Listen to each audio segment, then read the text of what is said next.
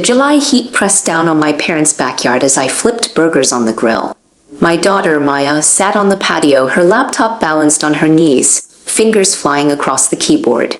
Still at it. I called over. She nodded without looking up. 12 years old and already more focused than most adults I knew. My sister Jennifer arrived late, her minivan releasing her 3 kids into the yard. Tyler was 14, Madison 12, and Brandon 10. They scattered toward the pool. "Sorry we're late," Jennifer said, not sounding sorry. She carried store-bought potato salad and wore oversized sunglasses. Traffic was insane. It was Sunday at noon. There was no traffic. I just smiled and went back to the grill. Jennifer had always been competitive. Everything needed to be compared, evaluated.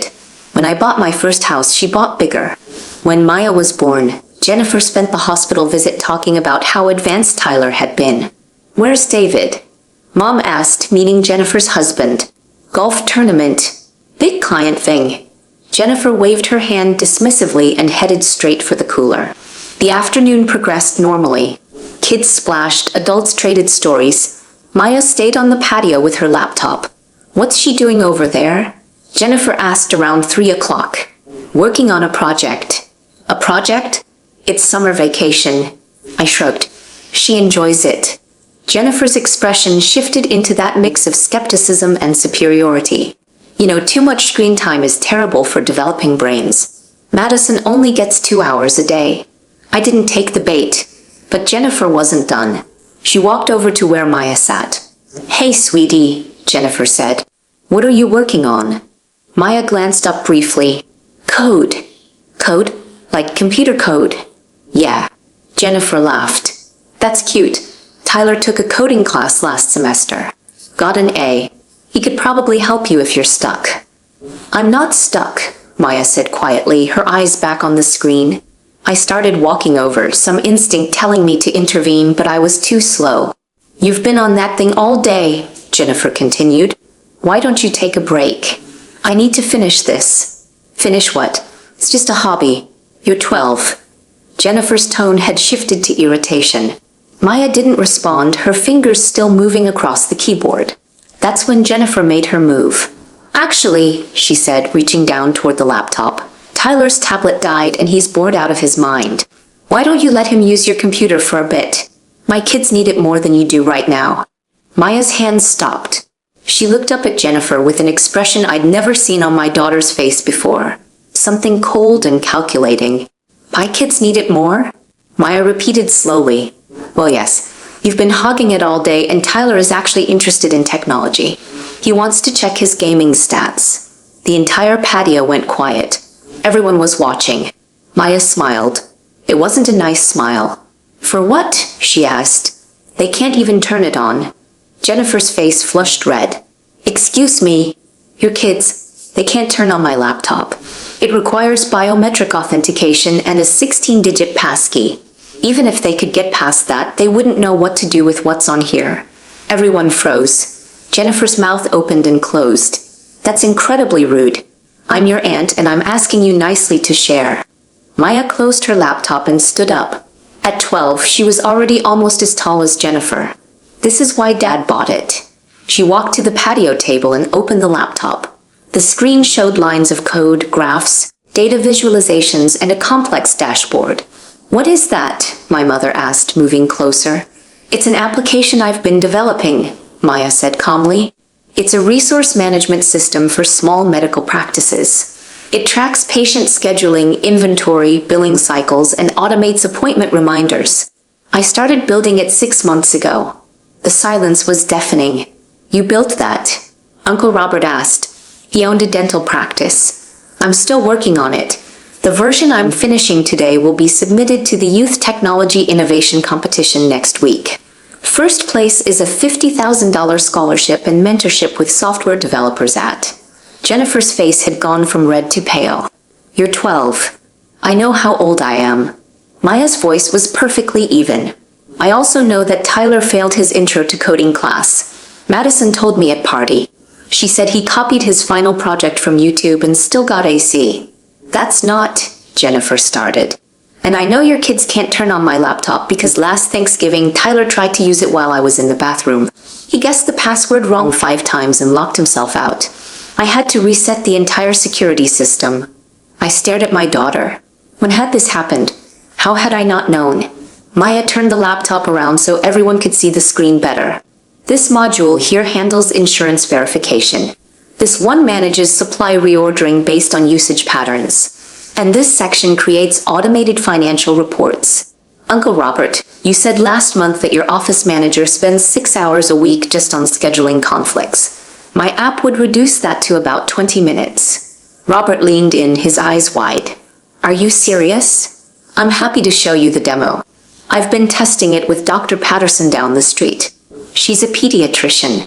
She says it's already saved her practice about 15 hours of administrative work per week. Dr. Patterson? Mom asked. Our neighbor. She's also one of my references for the competition. Maya pulled up another window showing an email exchange. She's agreed to provide a testimonial about the real-world application and effectiveness. Jennifer found her voice, though it came out strangled. This is ridiculous. You expect us to believe a 12-year-old built professional software. I don't expect anything, Maya said. I'm just explaining why I can't let Tyler use my laptop. The source code alone represents about 800 hours of work. The testing database has real patient data that Dr. Patterson anonymized for me. It's password protected and encrypted. Even if your kids could turn it on, which they can't, I'd never let anyone access this without supervision. 800 hours? I heard myself say.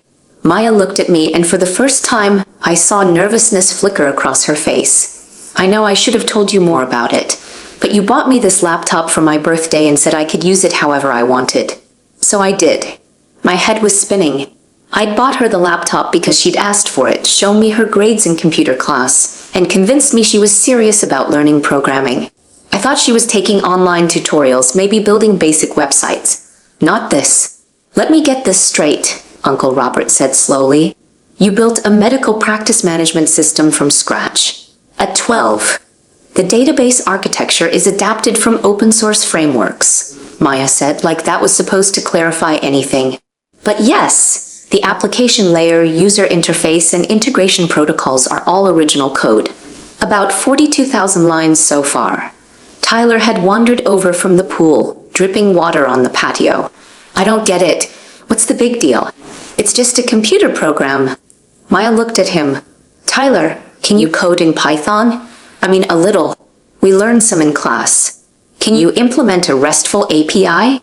Silence. Can you write SQL queries to manage relational databases? More silence. Do you understand object-oriented programming principles, asynchronous processing, or how to secure authentication tokens? Tyler's face was bright red now. Shut up. You're just trying to sound smart. I'm trying to explain why you can't use my laptop. Maya's voice remained calm. This isn't a toy. It's a professional development environment. And yes, I do sound smart because I've spent 800 hours learning how to build something useful instead of playing video games. Jennifer exploded.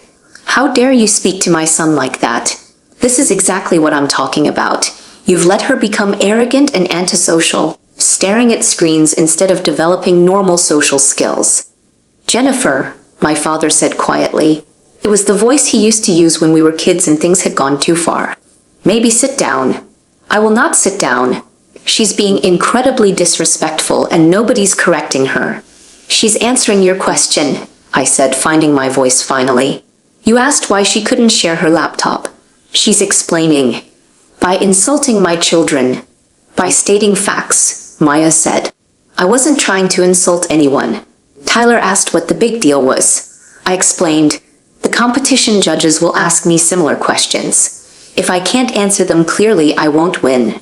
Competition, Jennifer scoffed. What competition is going to take a 12-year-old seriously?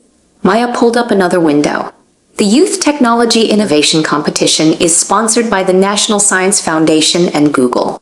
Last year's winner was 15 and developed an algorithm for predicting flood patterns. She's now working with NOAA. The year before, a 13-year-old created an app that helps identify skin cancer early. It's being tested in clinical trials. She scrolled down to show a list of past winners, their ages, their projects, where they were now. Sanford.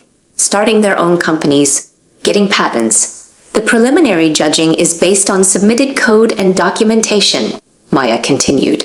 If I make it to the finals, I'll present in Seattle in August. The judges are actual software engineers and technology executives. They don't care how old you are. They care if your code works. Uncle Robert was scrolling through something on his phone. I'm looking at this competition website. The application requirements are insane. You need letters of recommendation from technology professionals, documentation of your development process, security audits if you're handling any kind of sensitive data. He looked up at Maya. You have all this? Dr. Patterson wrote one recommendation. My computer science teacher wrote another. And I hired a freelance security consultant to audit my code last month. It cost me all my birthday money, but she found 3 vulnerabilities I'd missed. You hired a security consultant? I asked weakly. You can find them on freelance sites. He was really nice. She also gave me some advice about how to improve my encryption. Jennifer was still sputtering, but no one was paying attention to her anymore.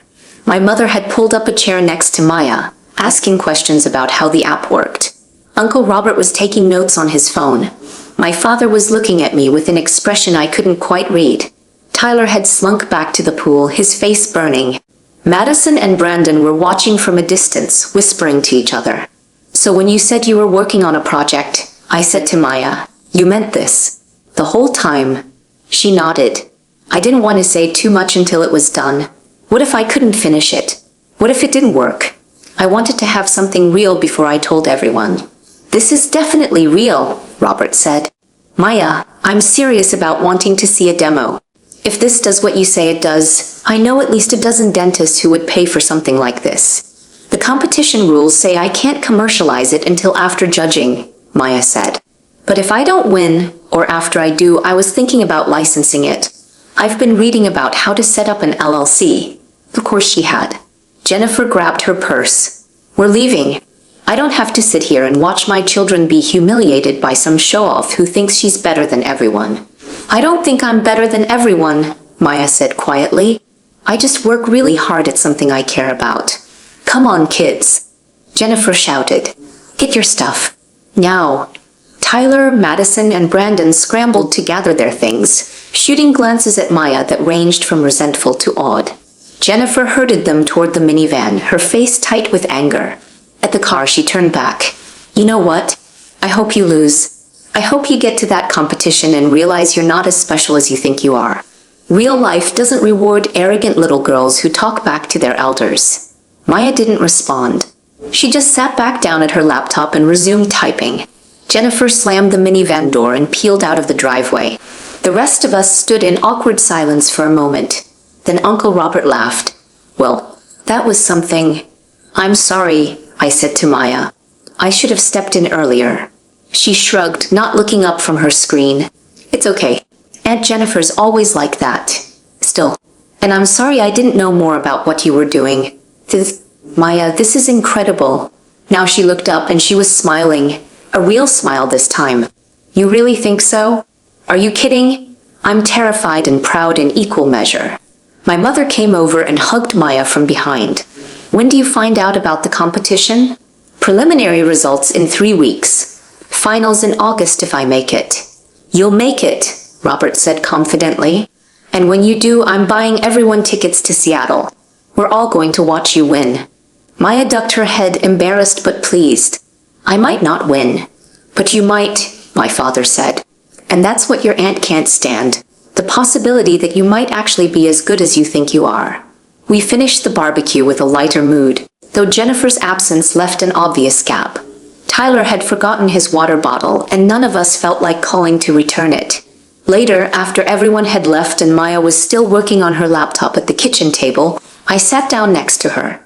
Hey, I said. Hey, I'm proud of you. Not just for the app, but for how you handled yourself today. She saved her work and closed the laptop. I didn't mean to make Tyler feel bad. I know. But sometimes the truth is uncomfortable. Aunt Jennifer's really mad. Aunt Jennifer's really jealous, I corrected. There's a difference. Maya considered this. Do you think I'm arrogant? I thought about how to answer that. I think you're confident. You've earned the right to be. That's not the same as arrogant. Tyler couldn't answer any of my questions. No, he couldn't, but you already knew that before you asked them. She had the grace to look slightly guilty. Maybe a little. Next time, maybe dial it back just a touch.